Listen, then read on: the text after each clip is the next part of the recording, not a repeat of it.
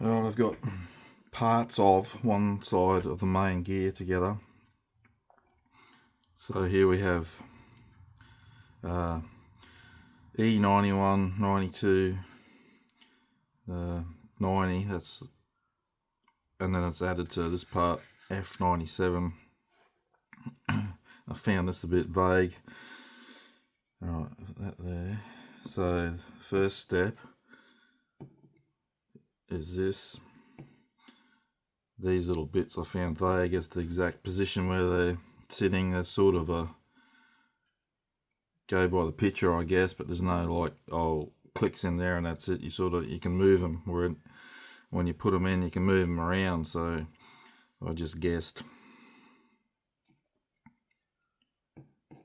Alright, and then you got the main section where the wheel will go. So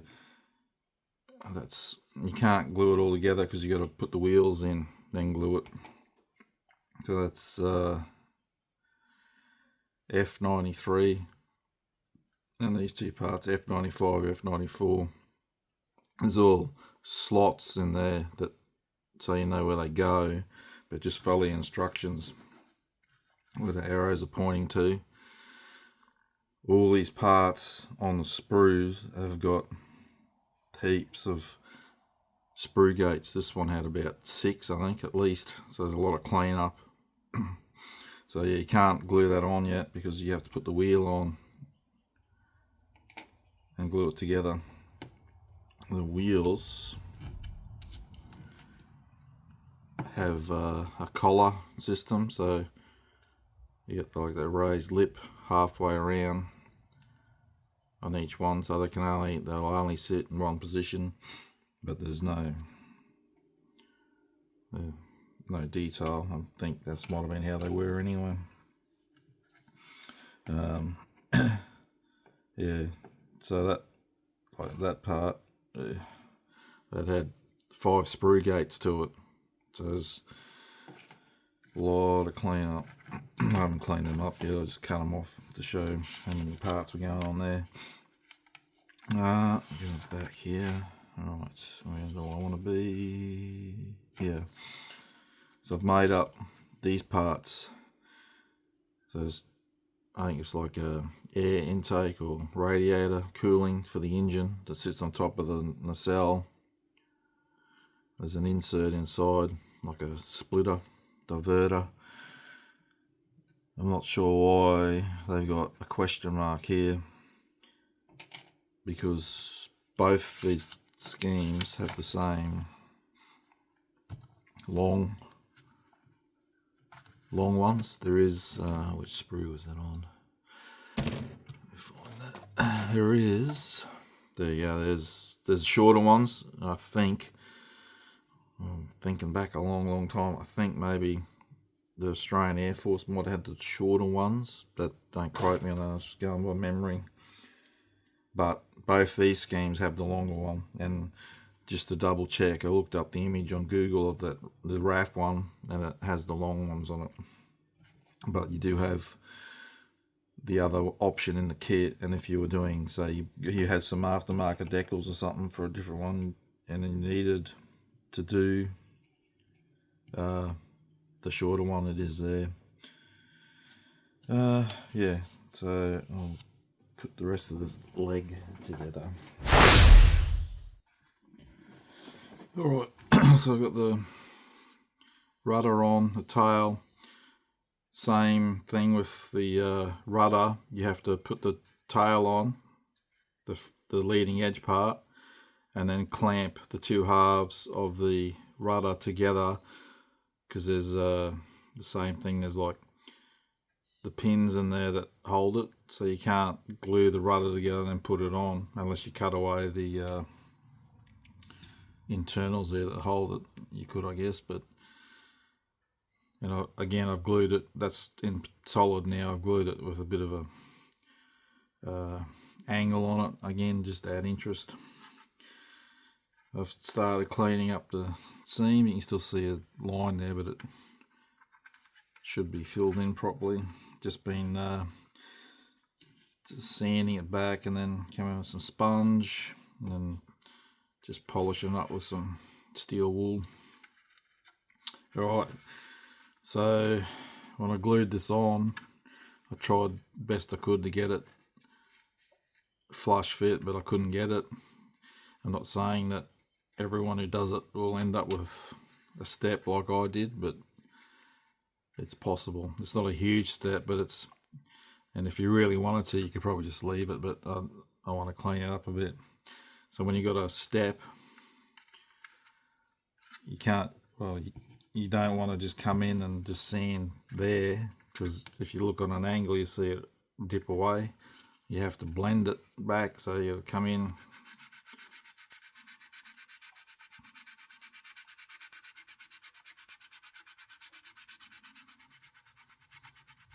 like that over a larger area, and you'll have to rescribe panel lines in, which is no big deal. Or if you got scraping tools, will do it as well, but you got to be careful not to damage wings and things like that. So I can't really, that particular one you can't get in there. This one you can a bit.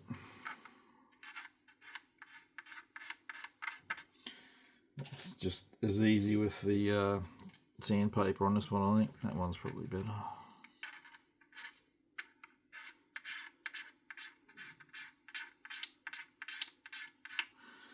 So you got that, or you got other scraping tools.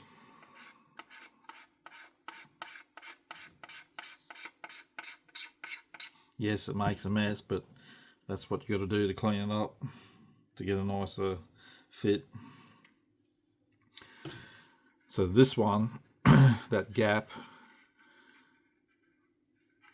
I prefer these days just to use super glue, and that one's a fair old chunk of a gap, so I'm going to mix it with some filler, which is just really, I think it's just talcum powder. So if you have talcum powder at home, you can just use that. I do have that, but usually it comes in a huge bloody bottle, so I bought that little one to try. So what it's doing is it just creates a thicker mix, and it'll dry quicker than just CA glue by itself. I should have mixed more than that for what I want, but just so you get the gist.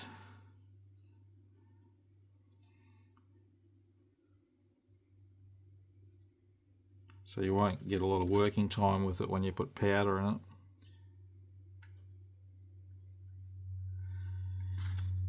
And again, it's going to make a mess. It's going to get a lot messier before it gets tidied up. But this is in an area that there's a few panel lines, but nothing major that you can't fix back up.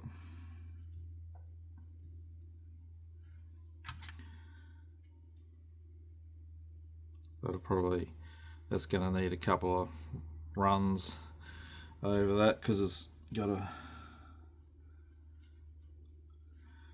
fair old gap.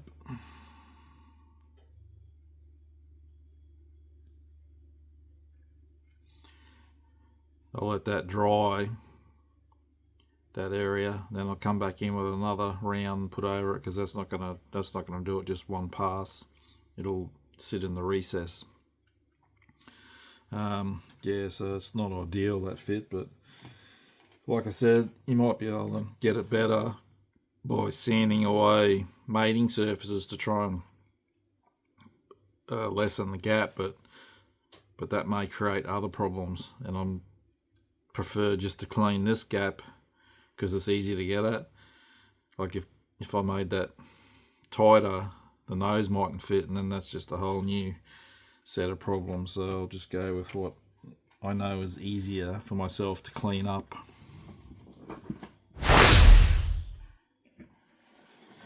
Alright, the big job of cleaning up the seam joins is done. Ooh, so you can see I've filled in those gaps on the nose. I still need to rescribe panel lines, I haven't done that yet. Where the black primer is, that'll be the interior green. I'll spray that in and mask these bits off, and then I can look at how the clear parts are going to fit. I've got to do some clear parts on the wing, obviously the light, nav lights, and the bubble at the back and the canopy area. I've put on these intake sections.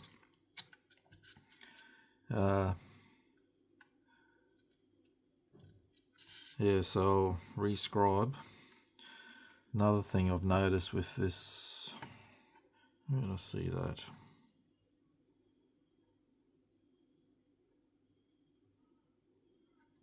I'm not seeing it now. There's a couple of areas I thought the panel lines didn't match up.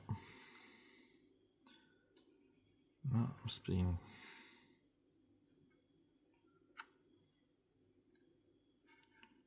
I don't know now. I'm sure I saw somewhere like where the panel line on one side was in a different spot on the other, but I'm not seeing it at the moment, so I will continue on. Yeah, so I've got to do some under here, a bit around, obviously the nose. There's only a couple of panel lines there, and run over the leading edges where I've sanded up, where the panel lines run around.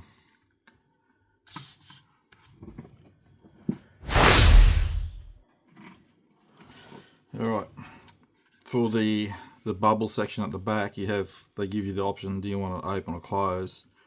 I'm having it closed. There's really, all you're seeing is a seat, and I can see that seat through there anyway.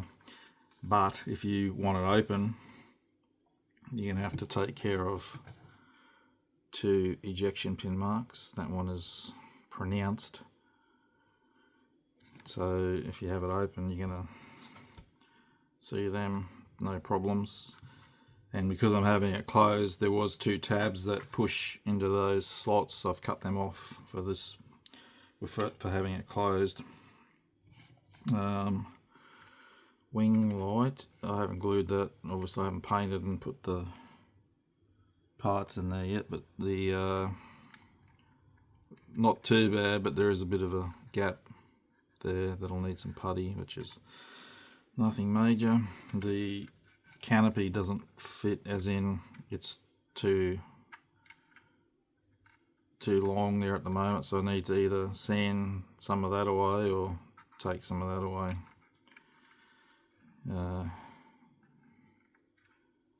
But it looks like it should be flush to the frame, so hopefully it is. When we come back, I'll have had that glued in and sorted. I've painted my Royal Air Force interior green where required. I need to give that a clear gloss coat and mask that off, and then I'm getting towards priming this beast.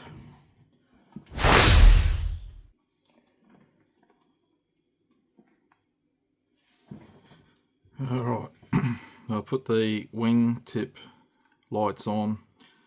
The rear part, even though they are supplied in the kit, this particular version's just got grey styrene pieces that go in. You can see they had gaps to them, and I couldn't push them in anymore because that would change the effect of the outer edge, which is level. Those ones fit alright. Now I'll just hit my mask. Masking fluid there, it's still wet. If you're gluing the rear window or hatch, whatever you want to call it, don't forget you need to paint your camouflage in first, because the bubble goes back over the fuselage. I'm still trying to get the canopy to fit. There's several things fouling it. I believe the instrument panel, I believe it's hitting the inside of the clear part, stopping it from going down. So I've got to try and thin that down. And I believe these instrument panels that are on the side, they come up past the fuselage. There's like a lip, and I think they are also stopping it. So it's not playing the game, it's not a good fit.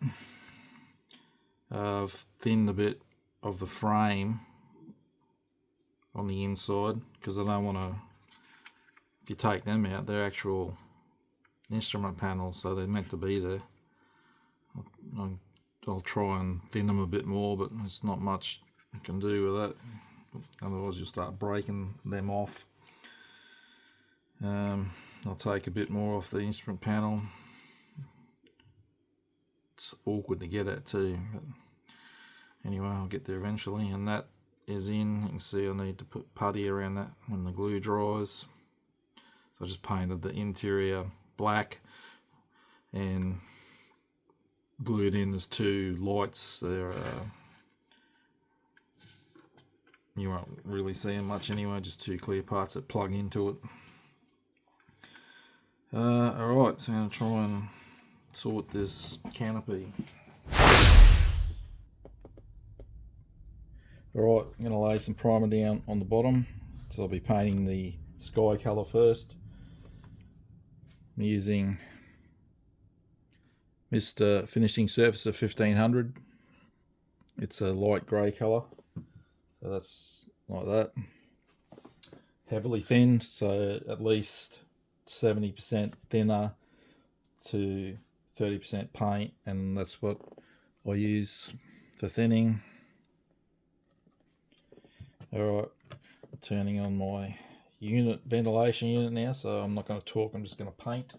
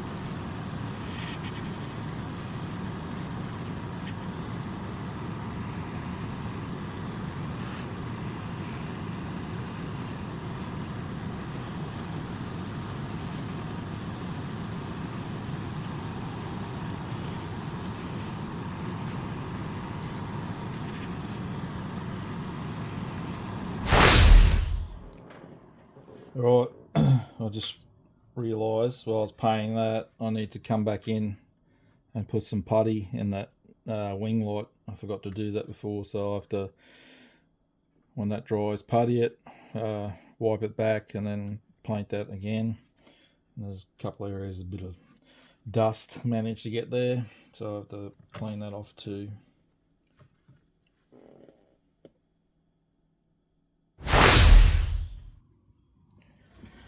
Alright, this canopy was a bloody nightmare. I thought by cleaning up what I could, I'd get a better fit, but I couldn't get a better fit. You can see the white, even on this one, that's putty. So I had a bit of a gap just about all the way around. In the front, I'm going to have to sand back because it's got a step. So all here, I'm going to have to blend that down because it's stepped up. I couldn't, it's no longer the instrument panel, and I pushed down when I glued it trying to get it down, but it just, that's the best I could get it. And then if you start going too hard with clear parts, you're going to end up cracking them. Yeah, it's really disappointing, that fit. Once I clean it up and paint it, you won't notice it, but the fact of the matter was it was a bad fit. Now, it could have been me, something I did along the way, maybe I that assisted in the poor fit I had. I'm not going to say everyone's going to have that problem, but just do plenty of dry fitting when you get to this stage and try and suss out what's fouling it. So I just did that. You saw I sprayed that. I need to clean up a couple of areas. I always seem to manage to get some dust. Even though I had the extraction unit on. So, as mentioned, I need to putty that light before I touch up in here again. But I'll probably call it a day because it's my 5-6 weeks into spring here in southeast Queensland, and as usual we go from winter to summer. It's this week I'm going to get temperatures in the high 30 degrees centigrade, so I think, what's today, Thursday, I think Friday is going to be hotter than today. Saturday is supposed to be like 38, 39 degrees. That's just kills me in here. So it's back to that time of year when I get reduced amount of bench time due to the heat.